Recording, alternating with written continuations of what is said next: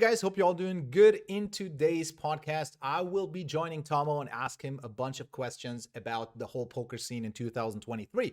We will be talking about AI, GTO, programs, bots, adjustments. Is it still a good time to enter the poker scene as a poker professional in 2023? How is the experience for new players? Like, how about the free content? How about the paid content? We talk about staking. We talk about a lot of topics that I think you guys will find very, very interesting. Before we start, I would like to apologize and I would like to ask you for a favor. Let's start with the favor.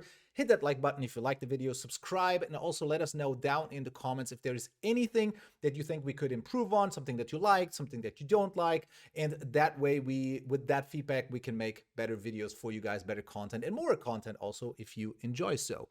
And also, sorry for the quality on my end. Tommo's side was perfect, but for whatever reason, Skype decided to, blur me out a bit and also, have the mic not really grasp my whole voice. So I think the quality ended up really, really good, but Tommo's quality, hopefully, will set the standard for the next few podcasts that will come up in the future. So lay back, enjoy, and see you in the next video. Yeah. That is where in the end, you invite your girlfriend for a nice vacation and you're like, look, I paid this with $10 spins on PokerStars. Yeah, absolutely. Bali vacation.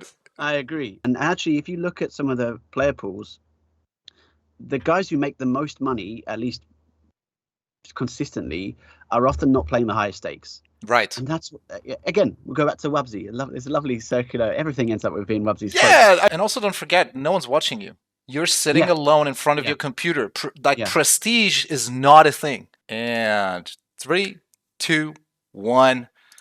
All right, we're live. Welcome, Mr. Tom. Thank you very much. Can you see me all right? You can, right? I can see you all right. Perfect. So, I prepared something for you, a very different direction, because I think most people know you from streaming and from playing limps on the button, being a little bit unorthodox. And I would like to share with you 2 stories that I had with Team 651, with Mr. Wobblepig, actually. Okay. And I don't think he knows, but it has changed the last 6 years of my life. Like 2 things he said. And I would like to know your opinion on it. Okay. But for that, I will give you a little bit of background where I was and actually where Nico, Hans, and me actually got to meet you, or got to see you, got to know you. Okay. So we were living in Bali. I was sitting in the middle of those 2 guys. So there was Nico on my left side, super GTO. Don't tell him anything about unexploitative play, and don't talk to him about it. And then on the right side, I had Hans, Bad John. And he was like, no, forget about GTO. just go to the other extreme. And I was sitting there and I was living with Nico a little bit longer. So I was like, okay, cool, Nico's right. Hans has to be wrong, right? And so I got to work with Team 651. I was working with Jason, by the way, for over 10 years at that time. Oh, wow. Yeah. We were working a long time together. And so I was like, cool. I met Wobblepig in one session because I was super heavy into Pio Solver, GTO. And he was like, bro, you got it down. Amazing. You're really good at this. And I was like, feeling amazing, right? Yeah. And then he's like, but don't you want to make money? And I didn't understand what he was talking about, right? Yeah. And then he didn't really give me a lot of explanation, but he basically gave me this idea of, okay, cool, theoretical poker, you got this. You check all the marks, but you don't make money. Look at your chip EV. Don't you see it? Do you know what I'm talking about? What are your thoughts on that situation? How would you have reacted to this? And do you agree, by the way? Well, firstly, I think Wubs is very, very, very good at bringing out these little one-liners that stick with you. And he's said a few to me as well over the years that really stick with you. And they can feel like sort of throwaway comments, but they seem to be full of wisdom. And so that's very classic Wubs to say something in a way that really gets through to you. I think he's really good at that. Secondly, of course, Wubs is unsurprisingly pretty accurate in his assessment. And yes, I think there is a real disparity between the process of trying to play as close to theoretically correct poker as possible, and then also that is not very conducive always to the process of trying to make as much money as possible, as Wubsy very nicely said. So he's absolutely right. The idea of I'll just play perfect equilibrium poker and then my opponents will make mistakes, and it's true, but unfortunately in spins there's rake to be had, and it means that we have to win at a certain threshold above which to make money, right? And it is worth it, I think, for everybody to not just say I'll just play perfect poker and I'll just let my opponents make mistakes, and they will make mistakes, but as Wub said, why not make more money? Why not see that if the guy's not bluffing, why am I going to still try and bluff catch with all these, unblockers to bluffs that just don't exist, and I think it's really, really, that's full of wisdom, and not surprisingly from Wubs, let's say. Yeah, I was so confused at that moment. Like I had this coaching session. I turned to Nico and I was like, I don't know what to think. I told him that story, right? And it took me years to understand why, for example, it worked for him so well. It's because his mental framing of poker was just so close to what GTO was doing, that he could just get away with it because no one could get even as close as him. If you were in that situation, because I will get to a very important point from 2023, which is why I came back to poker actually, because I was away for 18 months. And how would you adapt from there? Because a lot of people, in my experience, are stuck in this, oh, I buy GTO Wizard for $50 a month, and now I'm just a poker pro. And then they realize, okay, cool, I rank up from €5 to €10 to 20, and then there's this wall. Is that your experience too, that there's a wall that people hit? Yes, it's really interesting because I think that for most people, they have, let's say, their kind of base operating system that you first learn poker, and in a funny sort of way, people can have success in going through a lot of different ways. But I think the big overlap for everybody that's had poker success is they have an adaptability, if you like. They have an ability to absorb more information and refine their game as more information comes through. And so, whether you start off as let's say a GTO type player, I'm just going to play equilibrium, etc., etc. A lot of guys who by the way come from we all have different backgrounds when we enter spins, and guys that come from a sort of heads up background often may have a bit more of a equilibrium / GTO centric starting point. It makes a lot more sense in when you're playing heads up, because often when you're playing heads up, rake is a little bit lower and you're playing the same guy again and again for thousands of hands, where if you have imbalances in your game, and a skilled opponent with a complex HUD can very quickly get to figure out, oh, look, when this guy double barrels, he's only full of nuts, and therefore I can make some pretty exploitive folds, etc., etc.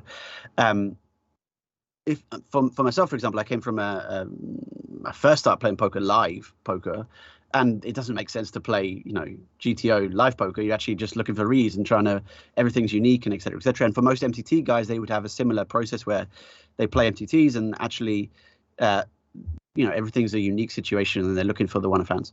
I think with whatever you're doing, it's really important to realize that there are pros and cons to that, and you'll probably have certain knowledge gaps. And so when I first started playing spins, I had definitely a knowledge gap in the GTO section of poker, let's call it.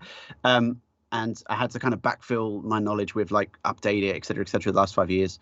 And for lots of guys who play lots of GTO, they may have, let's say, knowledge gaps in terms of the understanding and being in sync with that exploitative play and that understanding of, oh, this is where it can add chips to my games by not treating poker like it's a endless game because I'm in a bit more of a unique situation. Spins are a kind of unique game where they have both the one-off situational aspects of MTTs in certain situations. If you're playing a recreational, you're not likely to play them for thousands of hands, so that you should treat it more as a one-off. What's the best move that I'm making this run? However, you do also play regs pretty frequently, and then it then veers more towards the heads up frequency of play, where okay, I'm going to play this guy for months and months and months, and so therefore if I do something wild and just take a complete random hand to check raise because I think they're overseas betting and going to fold too much and then barrel off, and you will, if you take a complete unblocker hand, it will have some impacts in terms of the future EV of that spot. So it depends, as a lot of my answers often end up being, but I rambled a lot there as well. So, but you said something interesting there. You said you had to catch up. Do you think you really had to? Like if you look back to what you learned over the last 5 years, do you think it was a necessity? Couldn't you have made money if you didn't catch up, but if you just refined what you already know? So I certainly, I'd never touched a solver and was doing really well at the hundreds. And so I certainly can say that there are examples of people who've never opened a solver and will get to a very, very high level of poker. I think it was really important for me for a couple of reasons. The first is, as you move up in stakes, you obviously are playing a much smaller player pool. So if you play the 250s, 500s, the 1Ks, or whatever, you play a much smaller player pool, and it's therefore more important to understand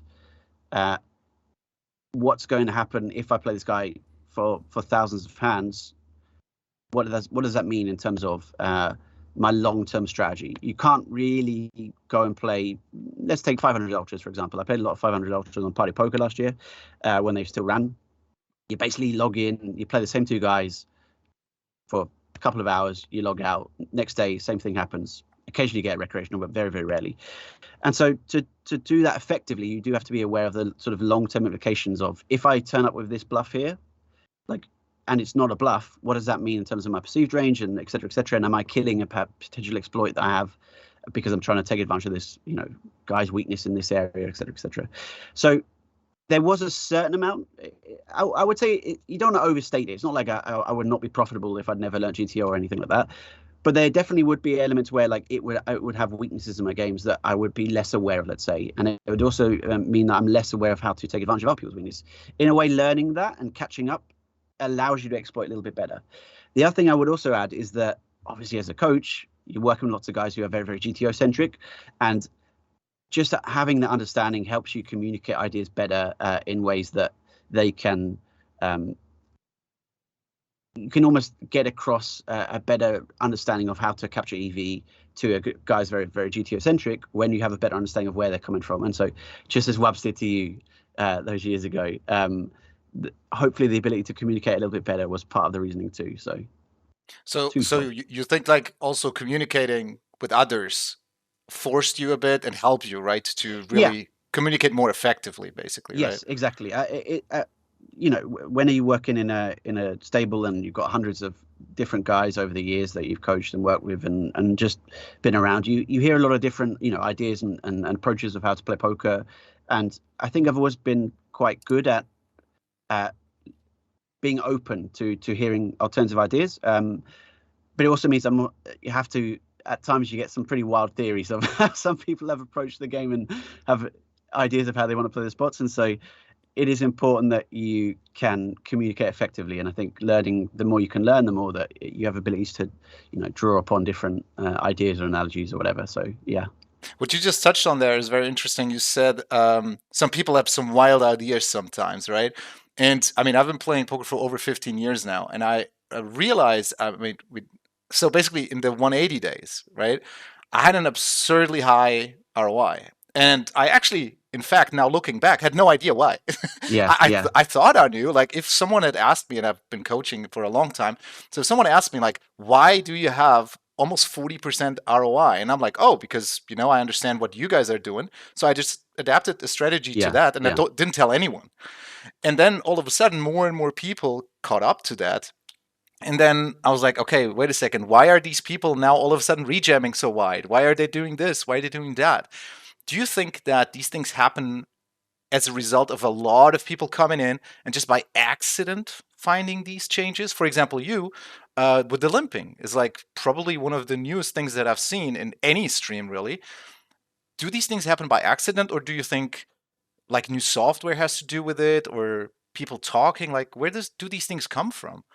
What we find is when you look at, say, some population exploits, right? So let's give I don't want to go into too much specific detail, but let's give a quite simple one. So 3-bet non-lin, right? It's quite value centric, okay? And so the exploit to that is to overfold. You min raise the button, you get 3-bet non-lin from the small blind.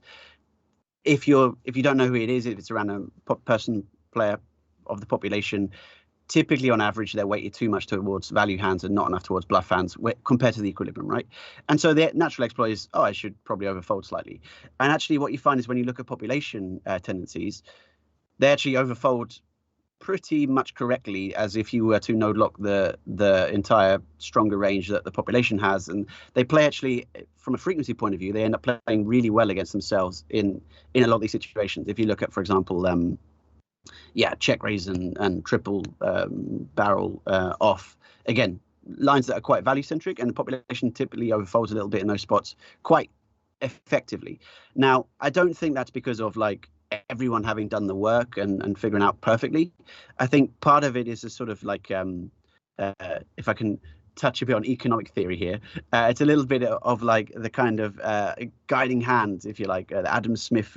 My economics degree is coming out here, but as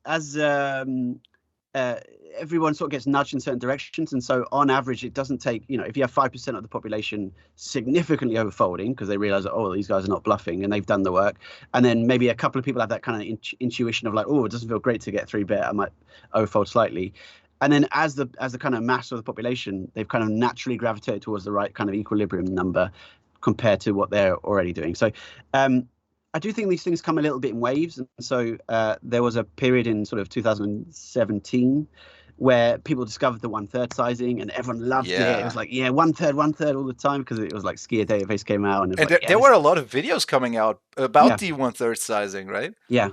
I would say eventually it's been, no one's really demonstrated, it still kind of happens, of course, but no one really demonstrated a massive reason to do it with any particular hand. Like, sure, it allows you to ISO some junk hands and whatever, but in terms of the win rates compared to if you raise king, ace, queen, king, queen, whatever, compared to shoving, I've not seen anyone with like a significant sample that can show a significant difference in the win rates there. The button limping, again, is just something I'm a bit more of a trendsetter with that, perhaps, but it's something where, like, I don't know. We'll see if in 3 years there's a significant group of the population button limping. I'll be quite happy to have started that. I'm one of them. I started to do it a lot. And we'll see how it goes. And for me, at least anecdotally so far, over a growing sample, it's gone really well. That's something that I think it's quite fun when you can be part of the sort of undiscovered newer parts of spins, because they're not tons of them these days. So I'm always excited when I can get out of button limp. Yeah. They're fun, man, and I think a lot of people in the streams, they love it. They're always typing like, "Oh, there comes Tommo's move again." Yeah, when I do a button limp, it's I actually need the clip, the music, the sound. Audio, I need that because people love it. They're like, "Where's the audio?" And I'm like, okay, I'll ask Tom next time we talk. So you touched on something interesting, blind spots. Blind spots are huge in poker, and I have my two favorite ones actually. One comes from Jack. So before anyone besides the high stakes heads up guys, like, oh man, it was 12 years ago, knew Jack. I actually had an interaction with him because of Jason, because they became really good friends. And so he was just hanging out next to Jason. And I was like, I had no idea who this guy was, right? and then he posted this picture. Do you know that picture of the pizza boxes and the laptop on top? Do you know that? I have to remember. I might do. So Jack posted an image. I don't know. I don't want to name numbers. I mean, they are official, but I want Jack to give the numbers. I don't want to be it myself. So he posted his shark scope graph. And I mean, the number was absurd, right? Mm-hmm. And then next to it, he posted an image of his laptop where he made the money on. And it was like the worst laptop you can imagine, on top of like 3 or 4 pizza boxes. That's very Jack, that is. And I was like, there's no way you make that much money on this. And then once I got to know Jack, I understood, because he makes a lot of YouTube videos nowadays also. He likes routines, right? Mm-hmm. Like he doesn't want to change things. So it made a lot of sense that the laptop 15 years ago was super good, but then over time, it's just got really bad. Same laptop now, it's still on the pizza boxes, I think. Yeah, I mean, finally, after 14 years or something, I got him to change and buy a new PC. Okay. I actually set it up for him. So I know that it's there. But what I want to get at is that I had a discussion with Jack, because there was, there were no solvers. It was even before Card Runs EV, right? Even before that. And so I asked him, what are the products that we need to make X call, right? And he's like, I don't know. Yeah. I was like, what? What do you mean you don't know, right? Like for me, in my head, high stakes reg, heads up, mathematical play. Yeah. And there was a blind spot actually on my end, not on his end, but it took me a few weeks or months to actually understand, because in my mind I was like, there's no way this guy's legit, right? Like at that time I just wasn't aware that I have so many blind spots. And so my question is, do you think that over time these things become worse or better with the solvers? Because I have a very specific opinion on this, but I would like to know what you think. That's a really good point, and I mean, I think we're all guilty of having blind spots in our game, and it's really, I think that's why one of the reasons why, like, getting outside opinion can be so helpful. And there's so many Yeah. guys who you just aren't, you're desperately looking for something, and something you can't see it, and you go to someone else and they just go, oh well, have you looked at that? And they go, oh, didn't think of that. And I'll give a silly example from my history. It's like, well, this is a good 8 years ago, 9 years ago or something, 2014 or 2015, playing spins, and I was flattening all the small pocket pairs out of the small blinds and big blinds. Like Pisagno. I was like, I can set mine here. This is a good price, you know what I mean? Like a 25 pp, and it's like, and of course I was just losing money, and just never hitting a set, and always getting C bet and didn't know what to do, and overfolding massively. And I had no idea because it was wrong, because I at that point I wasn't working with anyone other than myself really, and like I remember found a YouTube video of some high stakes jamming pocket fours for 25 bigs, and I was like, oh, it seems a bit wide. And then I really thought about it, and I ran some really sort of silly math. I think I had Isomizer or something, and I was like putting in the button range. I think I didn't even know what a button range was for most people, but I put in my button range and realized I was like, oh, it actually makes a lot of money, kind of thing. And it took me a long time, embarrassing amount of time, like, to run all the maths. But then I really did it and was like, oh wow, like I'm gonna shove pocket fives from now on and not flat it from the small blind, And then it like 2 months later, I remember making a little bookmark of like, I'm going to review this, and so I played, I don't know, 5,000 games, and then was like, my small blind's win rate is much better. Like by the exact amount that I was losing, flat in the pocket pairs. So everyone has these blind spots. I will say with the solver, it has a potential to make some of these worse.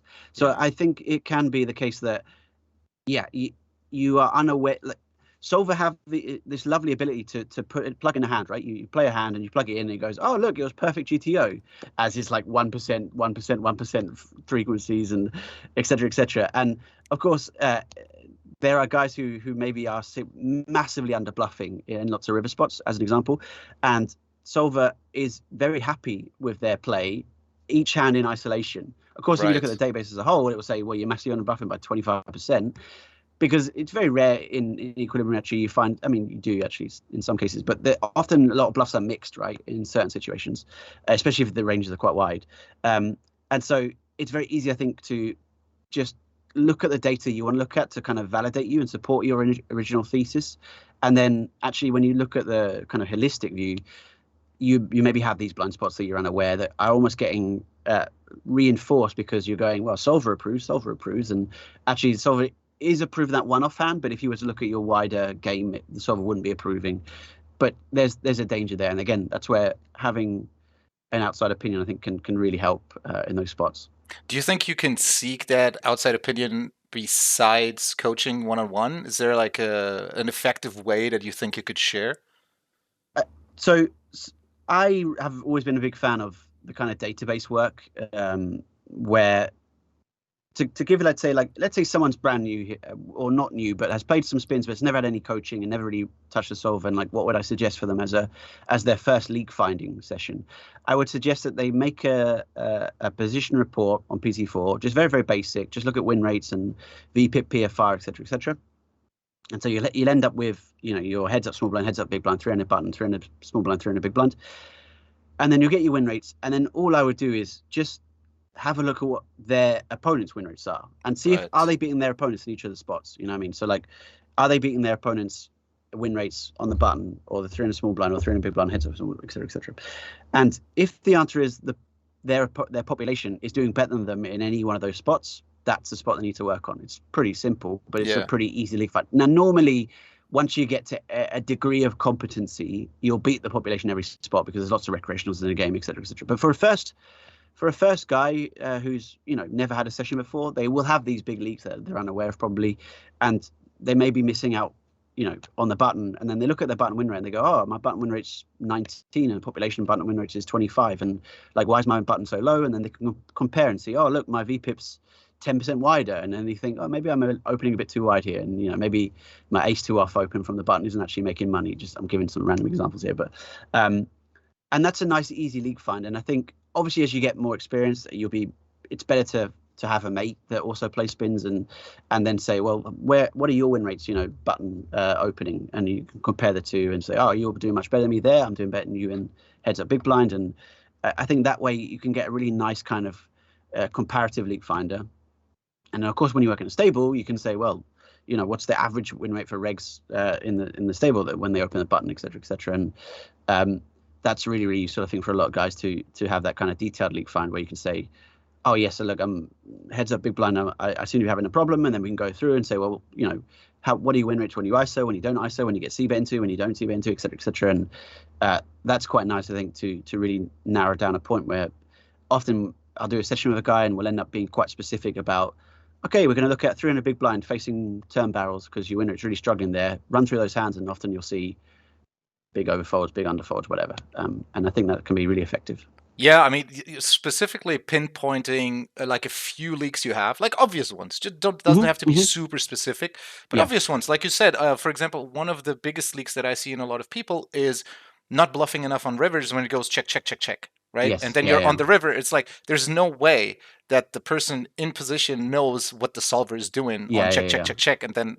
so he's for sure overfolding if you bet, and he's 100% under bluffing, because when you look at solvers, a lot of the time, I don't want to get too technical, but a lot of the time they bluff queen high.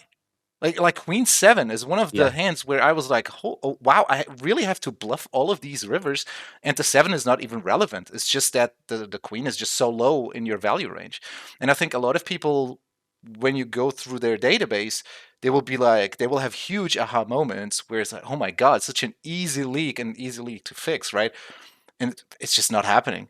I would like to gear a little bit towards AI. So I have asked the ChatGPT, what are the, wait, I have to search it now. So what are the top 10 questions that get asked in forums? Okay, in poker forums. And I would like to read them to you because I was very surprised. And this is until 2022. Don't forget that ChatGPT only has information, but I think this is perfectly fine. Yeah. So number one most asked question. What would you say? What is the number one or top 3, whatever, in forums? In a poker forums. In a poker forum. Goes, yeah, like 2+2 forums and. Whenever I look at 2+2, it seems to be a lot of the questions. I mean, I'm probably a bit biased towards the spin and go and the heads up areas, but a lot of people will ask things like, what's a good win rate in this spot, or something like that, or is the other games fair? Is PokerStars rigged? Stuff like that. That's what I would go as those being in the top 10. But PokerStars is rigged. No, just a joke, guys. Just a joke. It's a joke. All right, so it's not that. It's not even. I think you're too advanced. You're thinking too advanced. So number one question asked, what's the best starting hand in Texas Hold'em? Okay. That is the most asked question on forums. I might have gone a little advanced here. Yeah. Next one is very interesting. How do you play pocket aces? Okay. I was like, what? Really? Like one specific hand? And it's very interesting that when someone comes from like a no poker background, the questions, it's not like they're super simplistic, because we'll get into more detailed ones, but they're asked from a perspective of not even knowing what a range is, not knowing what poker theory is. So they are using the poker lingo because they're watching, I don't even know, like GG Poker, on the Triton Poker, whatever. Yeah. And so they hear the word, and then they go on forums and they're like, what is that? But first of all, they sit with their friends and they're like, oh, have you seen this bluff? And then it's like, yeah. What is a bluff? So the third most asked question, what is a continuation bet in poker? How do poker odds work? What's the difference between cash games and tournaments? That's an Okay, yeah, interesting that's one, right? good to know. Yeah. Because when I looked at this question, I was like, oh yeah, there is a huge difference. But obviously we know it because, in one you earn chips, but the money comes at the end. And in the other one, you win the money immediately. Mhm. So there's obviously a big difference. But I think for most people coming at it, they don't really know. Can you explain the concept of pot odds? So pot odds again. What's a bluff? How do you read your opponents at the poker table? At number 8, I found that very interesting because I would have thought that this question, the specific one, comes way earlier because a lot of people look at live poker a lot. And one of the main questions I get, and I would like to ask you also, how do you read opponents online? Yeah. Yeah. Right? Because you go a lot into, oh, his timing was like this. Is this something that you, or let me phrase this different. Can people get that information alone? Do you think a coach would be necessary to get that?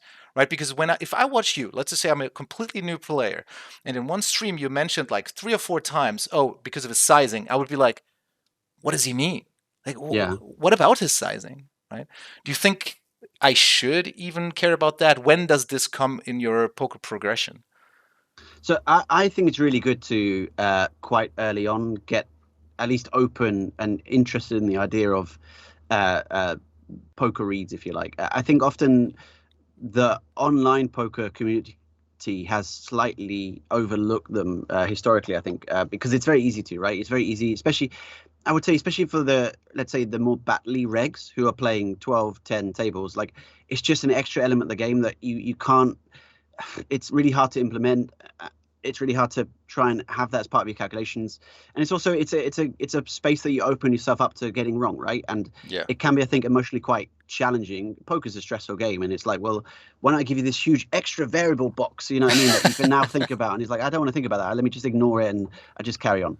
However, I think if you have the capacity to think about timing and think about the psychology of poker, I think the two kind of come together as well. So, like, to give a simple example, let's say you're playing a recreational and they just lost a big pot and they shove first hand, next hand.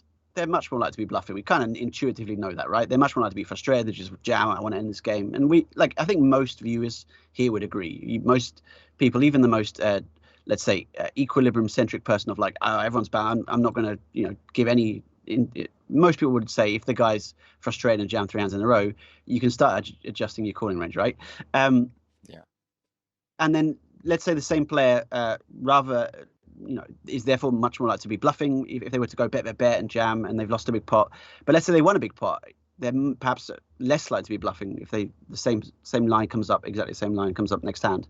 And that's just a psychological part. And then you can tie that into the timing as well. So you think about if a guy, I would say, it's all about you can never be certain in poker, right? But it's about improving your degrees of confidence. So let's say someone was to snap bet, made a decision to snap bet on a turn.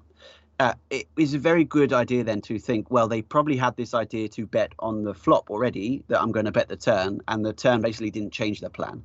And so you can work backwards and you think, well, what kind of hands would they have on the flop that would indicate they'd want to bet the turn already? So you think about the strong hands they could have, and then you think about the weak hands they can have, and would this turn have changed their mind? So to give another silly example, let's say they have, it's a random board, and they have air, and then they bet the flop and they're like, I'm going to barrel this turn. And then they hit the turn. So they've got bottom pair now. Right.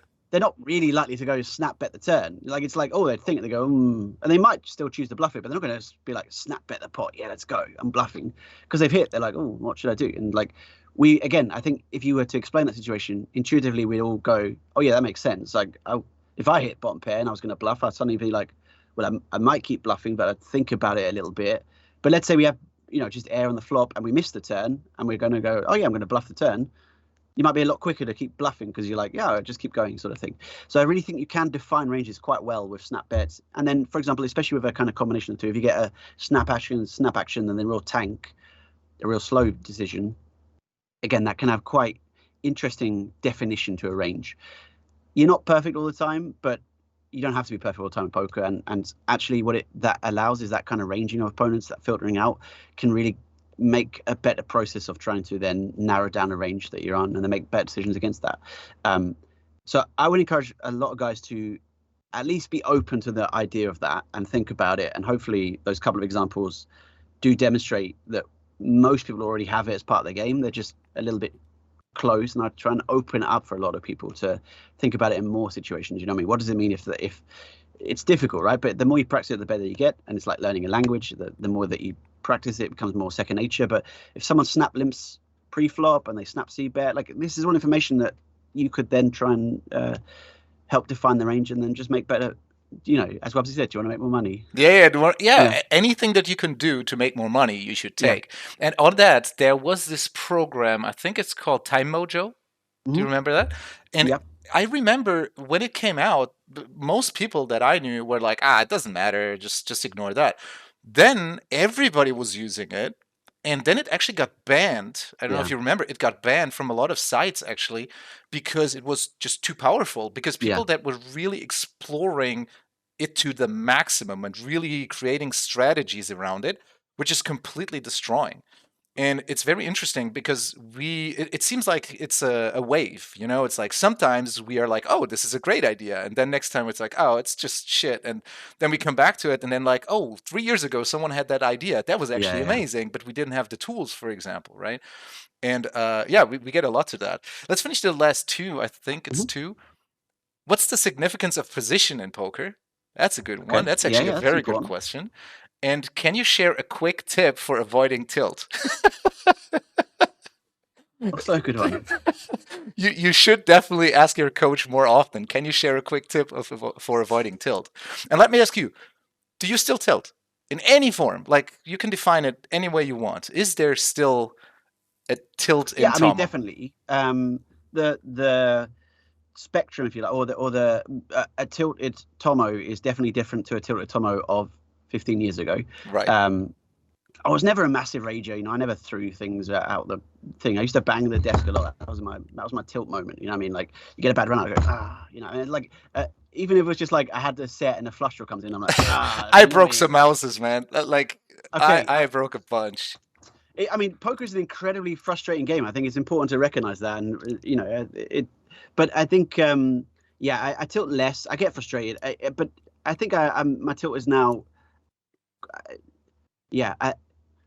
I'm quite good, I think, at directing my anger towards productive things. So if I have a bad session, of course, I'm not happy having a bad session, but then I'm pretty good these days at directing it, being like, oh, well, let's use this energy to figure out, you know, what could I have done better, or was it just whatever? And I'm quite good at listening to myself. If I tell myself that, you know, you played fine, it was just a bad session, I will typically listen to that these days. So you became way more rational and balanced, basically. Like, yes, I would say. You found an equilibrium for it. I mean, I have exactly the same. So when I stream and I get like 10 bad beats in a row, I'm like, really? Another one? Okay, let's continue. But I'm like, of course, I'm not the same as like 10 bad beats before, right? But it's not like I changed my ranges. Maybe my mood is a little bit down. But after like, I actually had that experience. I lived with Jack for 4 days, I think, in Prague. And have you ever lived with Jack? No. Okay, it's like the most surreal experience ever.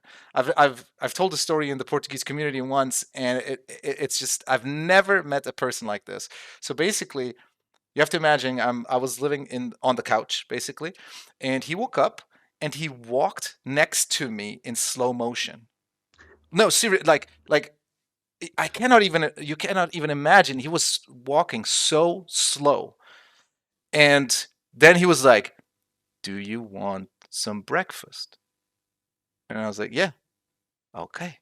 And then he started to make eggs, like really slowly. And I was like, you don't want to interrupt him, right? You want to respect his stuff. So I was like, okay, cool, let's just do this.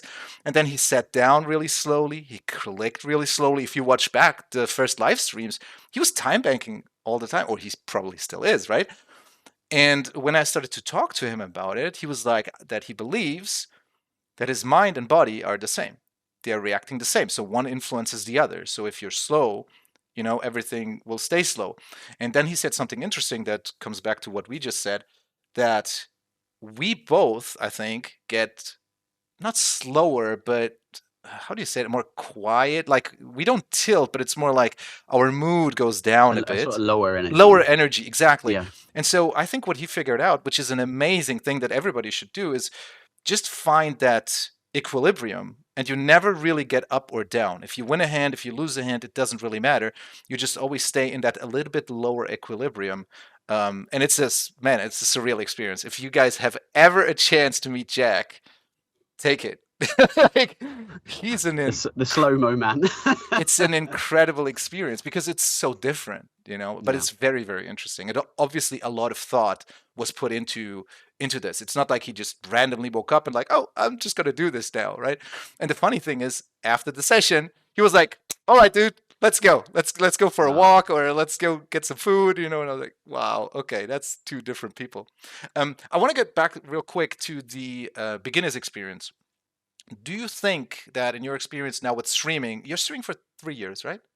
Yeah, 3 since years. 3 and a bit years. Yeah, since basically pandemic times. Yeah. Right. And have you seen or do you think the quality for a new player coming into poker got better or worse? What would you say? Like with streaming, with all of these things at the beginning with Poker Staples, right? Like I think he was amazing for poker. Yeah. He was so great, and everybody, he had this beginner's mind, but he was a professional at the same time. Then he got into PokerStars deals, right? And it was so good, and you could see in forums people talking about him, talking with him, right? And he was so nice. And do you think that this whole professionalism around streaming, right? Do you think that makes a better experience for new players, or do you think over time it got worse? Like, what is your take? I really have no idea.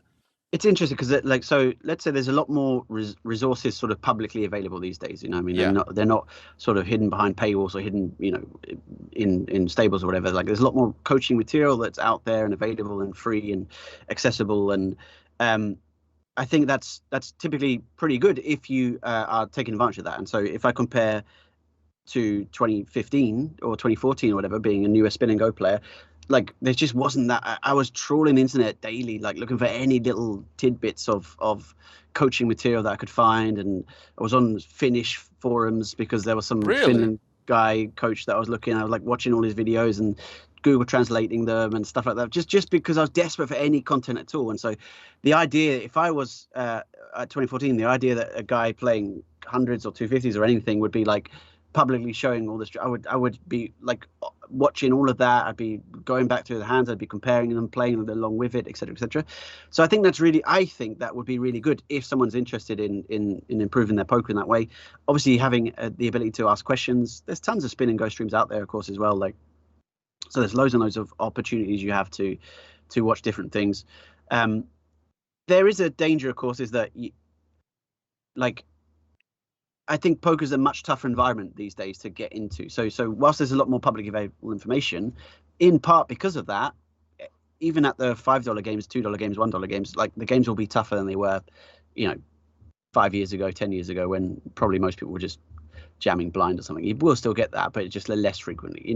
When we first started playing spins in, like people just jammed any two cards for about a month. Like that was the majority of people you sat. Like you just sat and it was a 2x and they're frustrated, so they just go all in every hand, and you're like, oh, how am I going to win this game? That was actually a theory that Bad John told me back in the day in Bali 6 years ago. Yeah, in 2x, that is Wubbs actually told me the same. He said that is where the money is because everybody is playing poorly in 2x's, and in 10x everybody's like focused. They switch off the TV, in the background. Yeah. I think there's definitely merit to that for sure. Like the 2x tilt, I mean, it sounds silly if you're on an EV deal for a long time, you just don't even think about multipliers. But like for the average beginner, recreational, it's like that's really important. You know what I mean? Like, oh, I've got another 2x. That's annoying. And it will affect how they play. So games are 100% tougher. It is difficult these days as a beginner comparatively because the level, I think that the kind of population level is up, but there's also more resources available for you to kind of climb the ranks faster. And so I think for most beginners, it's good and bad news, right? Tougher to start with. You can't. It's much tougher, I think, to just solo it and just be, I'll just figure it out my own kind of thing. But there's a lot more help available, and if you can access those resources and implement them better and utilize the information better, then you have the ability to kind of climb the ranks faster and improve your upskill faster as well. So Yeah, good and bad. it's very interesting. Like one of the things I never shared is that I have a huge list of things that you said, because obviously I'm the video editor of every single Twitch stream, so I hear every single word you say. And so I have a huge list of things that I reread about things that you said like 3 years ago, and random stuff that you said. And actually, you cured me, and this is like the last major point that I want to get at. You cured me of ego.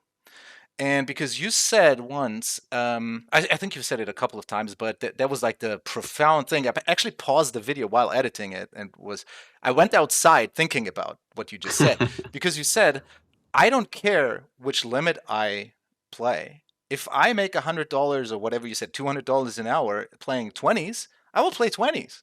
Yeah. I don't care. And my experience in the last, oh wait, when was it? Like 9, 10 months since I'm back, basically, is that the biggest problem everybody has is ego. Moving up in limits is the worst thing that can happen to you when you go too fast. One of the very few, like we have one guy that we both know, I don't want to mention the name, a German person, and he climbed up the ranks super fast, but he was very smart and very methodical about it, right? That's why it worked out. But a lot of people, they move up, and every single month they go to their backer, they're like, hey man, I want to move up, look at my chip EV, I want to move up.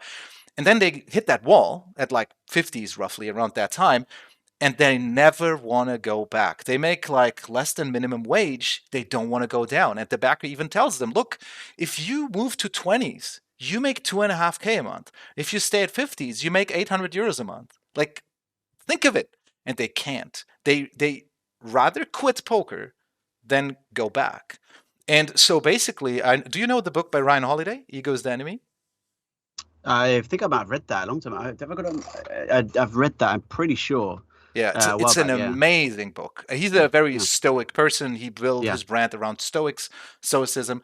And that is one of the most important books every poker player should read, because it doesn't matter how good you are. If everybody around you is as good as you and you play a lot of these guys, no one makes money. So just go down, leave these guys with their ego. So basically what I'm doing now, I mean, you probably don't know, when I left 651, like everything was at zero. So I was like, this is a good spot to leave.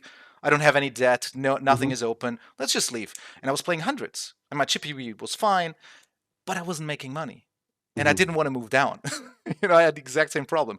And then I started to watch you on Twitch, and then you said these things a couple of times, and all of a sudden I was like, it clicked in my mind. I was like, you know what, Pedro? Let's just play $5. And I played $5 18 mans in 2023. I made 1K in the first month. Wow. And I played 2 hours a day. That's it. In the morning time when no one was playing, you could only play like 3-4 tables, and there were no regs. And I was like, these games are amazing. They're easier than 2012. And so I told this to a couple of friends, and they was like, Pedro, there's no way. I showed them my graph, and they're like, wow. Yeah. Then I switched to $5 spins, and I was like, okay, let's do a bankroll challenge. Like when you started your bankroll challenge, I was like, it's a cool idea. I moved up to 20s in like 2 months, and it was so easy. And I was like, okay, wait a second. I'm not going to move up. I'm just going to figure out a way to make like $2,000 a month in 10s and 20s. And if I can do that, why should I put stress on me? Yeah. Right? Yeah. And the reason I'm rambling here is for you guys out there to understand that ego is your biggest problem. Like everything we are discussing here is because like just to put everything out of the window. As long as you have your ego, right, not allowing you to adjust, that's it. There's nothing you can do. Is there anything for you to add, or? No, it's super important. I think really well said, and I think it like there's definitely an attachment to being a certain stake player, and it's I can understand it because I had the same thing. I mean, like it feels like you're on the path to success, and we have these in our minds often when we're moving up the stakes. We have these ideas of glory and incredible stuff, and actually, I think what the majority of poker players experience is. And having worked with a lot of people who've got to the highest stakes of spins, everybody works, is very, very motivated. I want to move up, and they start the 10s or the 5s. They're going to move up to the next stake, to the next step, to the next step. And it's like the natural kind of like level. It's like a computer game, right? You get to the next level, and you think, oh, yeah. And then they get to the hundreds or the 250s or plus or whatever, and then it's like, and now what? And you're like, well, now you Exactly. just got to grind. And you're like, yeah, but I thought now I just am rich. And you're like, no, now the hard work actually starts. You know what I mean? And now you got to really, really work hard. And you know, I think there's often this we have this attachment to certain. I'm a 50s reg. I'm a 100s reg. I'm a 250s Exactly. reg. And it's meaningless. It doesn't mean anything. You know what I mean? Like when I was young, I remember I had a friend who had a friend who played hundreds, and I was like, oh, this guy must be the genius. He must be an. Now I wish I remember the username because I have no idea. But at some point, I probably passed them, and they may have come down. I'm not sure. but like, there's nothing wrong. Like there's loads of guys who, you know, when I went to Bankroll Challenge, there were loads of guys that I met who I used to play 10 years ago, and I was still playing or something, and some of them are making loads of money. And actually, if you look at some of the player pools, the guys who make the most money, at least consistently, are often not playing the highest stakes. Right. And that's, again, we'll go back to Wubsy. It's a lovely circular, everything ends up with being Wubsy's Yeah, I'm telling you, Wubs is so insane, man. Do you want to make money? You know what I mean? And so, like, I think on the whole, most people have figured this out these days at the high stakes on stars, where like there's less battling. But it's the same case. Like, you're absolutely right. That was a perfect example. If you're really doing well at the 25s, and then you jump to the 50s and put all your action at the 50s and say, I'm a $50 player now, and it's not going so well, why put that extra pressure on yourself? You know what I mean? Yeah. Like, go back to where you're making money, and just like, you don't have to abandon the 50s, but just play them when there's games are softer and when you're feeling good. And like, I think it's really kind of like not jeopardizing, not putting risks, unnecessary risks at your poker career, and unnecessary stress as well. And also, don't forget, no one's watching you. You're sitting alone in front of your computer. Prestige is not a thing. It's just not a thing. Like in my stream, for example, a lot of people have asked me lately, why are you playing €5 games on iPoker? And I was like, look, I switched from America's Card Room, where I was playing 25s and I was very comfortable, but they got rid of them. So I had to search for a new site. So I switched to iPoker, and they have ante. So instead of playing 20s without any experience with ante plays, adjusting to opponents, and say, I'll play like a month of fives. Maybe I'll only make like €200-300, whatever, or even if I break even. But after a month, I can still move up, right? And everybody's like, there's no regs there. There's no money. And I was like, you don't understand. I don't care. I just want to go to 20s again, and I will go there. But it takes time, no problem. And I think a lot of people, like you said, they don't want to. They think there is a prestige thing in being a hundreds reg or what. No, there's no prestige in there. Prestige is where you make money.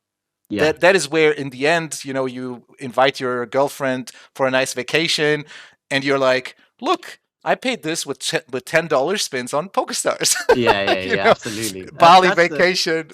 I agree. It's a really good way to phrase it. It's like, you think about your non-poker friends and like, do they actually care? And I've told them, I was like so excited, like, I've moved up to the 50s, guys. This is like, whatever, 10 years ago. It's like, okay, what is that? They don't even know what it means. It's like, oh, what does that mean? You play 50 spins? And they go, I thought you already won more than that. It's like, no, like, these are my buy-ins. I go, oh, okay. It's like, that's as much as people care. Right. It's just lingo. It's just words. It doesn't matter for them. Like, once I showed a friend my Pocket Fives account, right? Because I never tell that to anyone, but sometimes, they're like, how much money did you make? How much money did you make? And I'm like, you know what? There's this public thing. Just look it up. You have an image of me, so you know it's me. Just look it up. Here's my screen name. And then everybody comes back like, wow. And I'm like, yeah, but that's not how it works, because you have to subtract and whatever. So I want to respect your time. So I want to use the last 5 minutes for something a little bit different. Let's take a bird's eye view on Tommo. Okay. So first off, when Coca-Cola deal? Like what is this? It's been too long. Coca-Cola. It's been too long. Can't believe it. Yeah. I remember in the early time when you were like, Coca-Cola, if you're watching this, I was like always laughing. They never got back to me. They made a mistake. That's how they have to view it. They made a mistake. So what is Tommo? Wait, I have two questions. So what is Tommo doing? I mean, you can go as specific as you want. What is Tommo doing that you think he shouldn't be doing?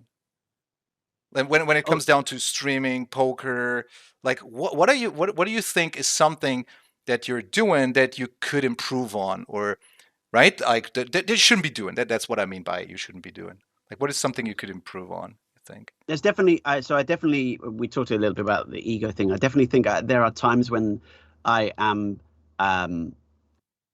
somewhat a little bit protective, if you like, of my win rates, where there will be certain games where I think I know I have the edge, and I know that if I was just to sit about, that eventually I could, push people out. But I typically don't do that very much. Like it's pros and cons, right? So like the nice thing about not over battling is that you keep your chip fees really high, and everyone goes, "Oh, that's so impressive." And there's a set. I think I'm too attached to that feeling sometimes of like people being like, "Oh, look at your good win rates." You know what I mean? Right. I'm like, "Yeah, I'm a good win rate," But again, we talked about earlier, like it's meaningless. You know what I mean? Like if I tell my girlfriend, like, "Oh, have you had my chippy V?" and she's like, "Can you do the washing up?" I have no idea what you're talking about. Like But she got into poker, didn't she? She played some spins. Well, she played some spins, and she had some mental challenges. There was a lot of tilt happening downstairs when I was up here. Okay. I was really impressed with her. She was so into it, but yeah, she deposited 50. She eventually cashed out $12. She was quite happy because she was just going to lose the last money. I was like, listen, if you're not enjoying this anymore, why don't we cash out the $12 and spend it at the shops? Revenge like, tilt. No point. There it is. We managed to. She didn't lose all her money. She was very keen to stress that. But I think her poker career is not going to be her new job with hindsight. But yeah, I definitely think I'm a little bit too attached to that kind of, and it's difficult because part of it is sort of the validation. Like you feel like, oh, when people say that, it makes me feel more kind of secure in my coaching roles and stuff like that. And I got better at over the years. When I was first starting coaching, it was like my very first stable I was in. They wanted my graph as the advertisement for the website. Yeah. So there was quite a lot of pressure of like, can you make sure that you don't ruin this? You know what I mean? We want to update this once a month. And I was very, very selective with my games because it was kind of like the entire company was kind of advertising through that. So they wanted to make sure that, and I wanted to make sure that it was pretty good. And so I think there's still a lingering amount of that, which is perhaps meant that occasionally I could just push through these things, and I'm maybe not comfortable enough with the uncomfortableness of certain spots. Yeah, it's interesting because I had this question in mind, and I was like, I have no idea where Tommo will take this, because maybe he probably also doesn't know where he would take this, and it like I didn't want to make this an uncomfortable question, but maybe it's cool to reflect on like small things that we know we are doing that we shouldn't do or something, right? Yeah. And I have to remind myself too, and you guys out there should do the same. Just remind yourself of easy, small little things, and they will add up. It doesn't have to be like a major, insane change or whatever. And lastly, I would like to ask you, where's poker? Like, where is poker? Are we, how much room do we have? Like, how much time do we have? I remember a few months ago you mentioned this, and we put it on YouTube actually, and was a great video. People really liked it also. Had a lot of views. I think we almost crossed 1,000 views, which is more than double the average views we have. So there's definitely a demand for that question. So where's poker? Do we see like another 5 years, 10 years, 15 years of online? And before you answer, I would like to remind people out there that there is a big difference in my experience between something like a small poker site and how much they actually spend answering that question and keeping poker alive compared to something like PokerStars, even though we complain so much about PokerStars, and I do too, obviously. Yeah, there is a lot they put into this to keep the games alive, to keep people coming in, and to keep the integrity of the game. So what would you say? Where's poker? So I'm fairly optimistic about the future of poker. I think relative to some of the views out there, and some of the evidence I would suggest is that people were talking about in 2008. Oh, poker's dead. You know what I mean? Oh, like, yeah. The glory days are gone. It was better back in 2003 when the cash games are. And like, sure, I think a good way to look at it is poker as an industry. I think is very, very, very resilient. Your individual place within that industry is potentially less resilient. Depends on how much you want to work at it and your life situations and stuff. So will it be possible to make an easy 6-figure income from spin and go poker for the next 10 years? Like, possibly not. Like, we can't say that with certainty. But what I can say with a real degree of confidence is that I'm pretty confident that like making 50K, making 75K, something like that, making a decent wage, maybe not making 250K or something, but making a decent wage is going to be very sustainable for a very long time in spins. And the sort of lower that achievable wage drops, the more sustainable it becomes, because the more regs decide, actually, it's not for me, I'm going to do something else. And then suddenly it kind of keeps this equilibrium of the reg ratios. And so I think there are also potential upsides, right? And so you talk about things like the US legislation. You know what I mean? If that was to be ever. I mean, we have no idea. But like Jason made a good point to me.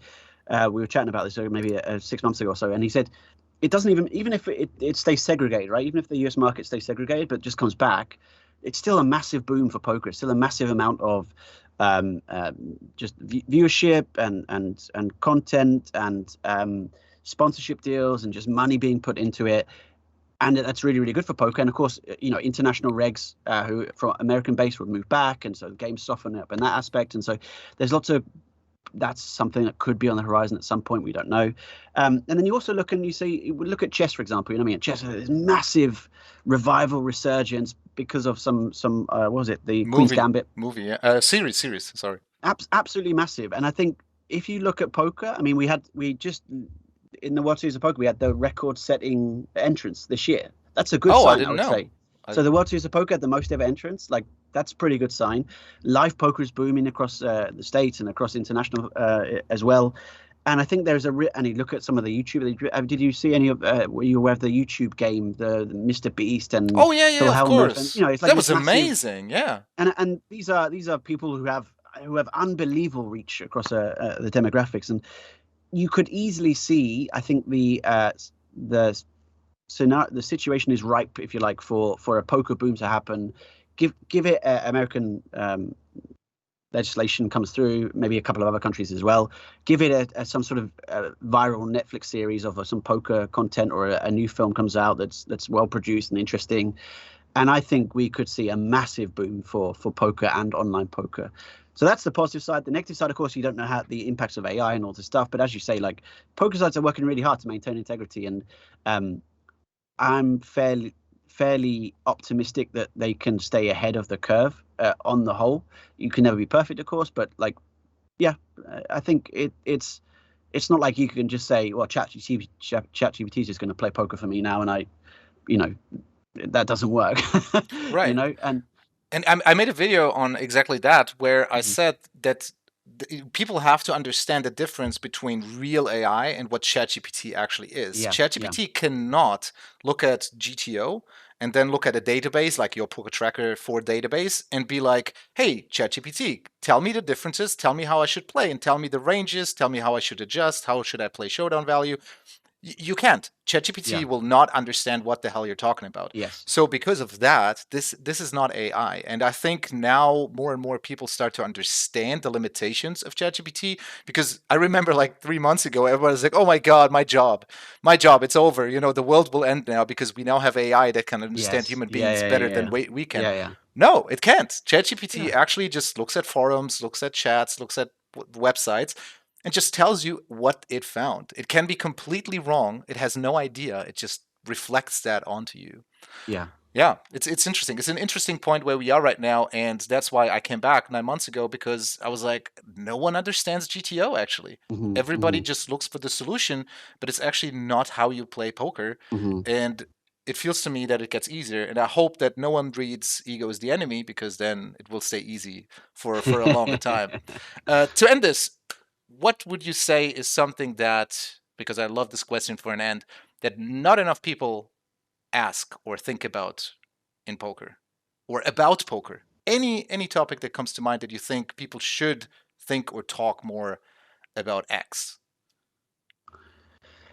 I mean, it sounds, to tie it sort of back to Wubs a little bit, is that I do think some of, you know, why am I doing what I'm doing, and is this the right way to make money, kind of thing. I think sometimes we will make a bet on the river, and we just bet because we think it's a bet, right? And you go, I'm pretty sure this is a bet because I think Solver would bet, or it both were value and bluffs. And so we had an interesting discussion in one of the coaching sessions a couple of days ago, and some guy had quite a strong hand, right?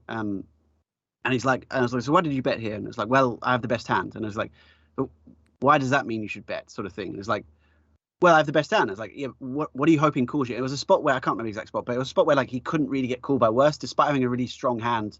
One of those weird spots where like both players only ever have strong hands, kind of thing, or his opponent just had missed something. And so it was a really interesting spot because I think it was like three cards trips on the board, and he had a house, and it's like, well, I can't check a full house, can I, on the river? I have to value bet it. It's a really strong hand. It's like, yeah, but if the guy never calls worse, like, what? It's kind of interesting to actually ask that question. Like, we shouldn't really bet this end.